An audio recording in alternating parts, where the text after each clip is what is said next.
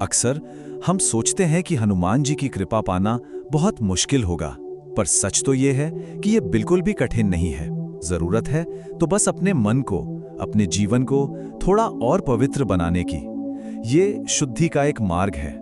तो अगर हम चाहते हैं कि वो दैवीय आशीर्वाद हमें पूरी तरह से मिले, तो हमें 3 चीजों को, 3 बंधनों को छोड़ने के लिए कहा गया है। तो हमारा सबसे पहला कदम अहंकार का त्याग। जरा सोचिए, जब हम इस मैं मेरा के भाव से ऊपर उठते हैं तो कितनी आजादी महसूस होती है, कितना हल्कापन महसूस होता है। आइए उसी आजादी को महसूस करें। कहा गया है, अहंकार को छोड़ दीजिए। जरा हनुमान जी को देखिए, दुनिया में सबसे शक्तिशाली, फिर भी कितने विनम्र। उन्होंने अपनी शक्ति पर कभी भी अभिमान नहीं किया। जानते हैं क्यों? क्योंकि उनकी असली ताकत तो उनकी विनम्रता ही थी। यह सोचने वाली बात है कि क्या हम भी अपनी ताकत को विनम्रता में ढूंढ सकते हैं? जीवन का एक बहुत बहुत गहरा सार है इसमें। कहते हैं, आप जितना झुकते हैं उतना ही ऊंचा उठते हैं। बस एक पल इस बात की गहराई को महसूस कीजिए। तो दूसरा कदम है झूठ और छल कपट को छोड़ देना। हनुमान जी वो तो खुद सत्य और धर्म का स्वरूप हैं।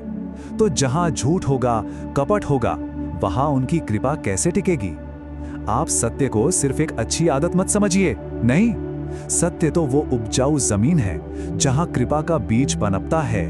हाँ, ये बात भी सच है कि सच कभी-कभी कड़वा लगता है, मुश्किल लगता है, पर यकीन मानिए, यही वो रास्ता है जो हमें परमात्मा के सबसे करीब, सबसे पास ले जाता है।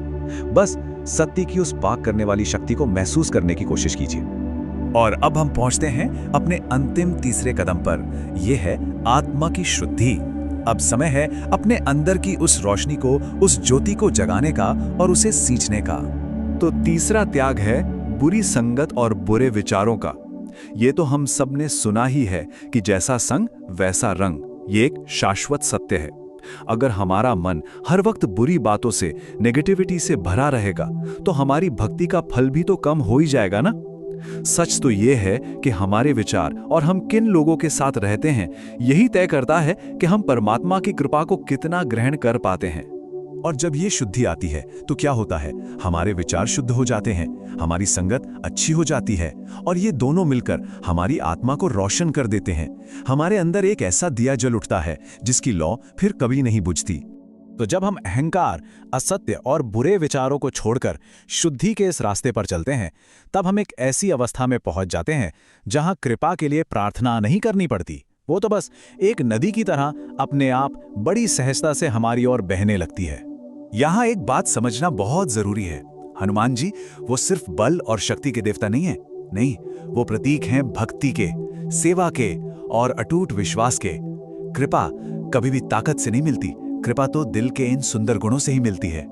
तो सार ये है कि जब हम इन गुणों को, भक्ति को, सेवा को, सत्य को, विनम्रता को अपने जीवन का हिस्सा बना लेते हैं, तब कृपा बिना मांगे ही हम पर बरसती है।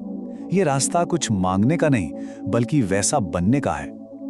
कृपा तो बस एक मीठा फल है जो इस साधना के वृक्ष पर अपने आप लग जाता है।